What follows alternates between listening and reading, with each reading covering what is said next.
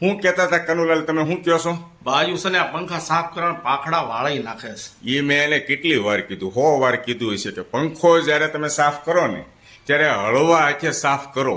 આ પાંખ વળી જાય ને કનુલાલ, પછી ફેરે બેરે બધું આવતું ઓછું થઈ જાય. પછી કે આ પંખો તમે આપણે ગમે એટલા રૂપિયાનો લાવીએ ને પણ એ કામ ન આપે. જો ને દાંત કાઢે જોયેલી બાજુ હે. આની કરતા આમ જો તું બળ કરશો એની કરતા હું કરું ને તો મારે વારે ન લાગે ને પાંખડું વળે નહીં. હું કેવું તમારે? ન વળે પાખડું, તમારથી ન વળે. તો કાંઈ નહીં, આ વખતે કોણ કરશે?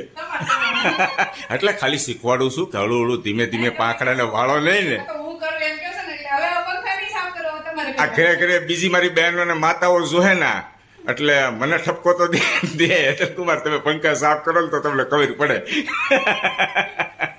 અને 4-5 પંખા છે આપણે ઘરમાં, ક્યાં વધારે છે એટલે સાફ કરતા હું વાર લાગે તમારા બાયુને?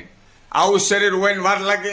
10 પંખા છે સાફ કરતા વાર લાગે પણ તો 10 પંખા છે. સાફ કરતા વાર ન લાગે. આવું ટેબલ ગોતીને ઉપર ચડાવવું.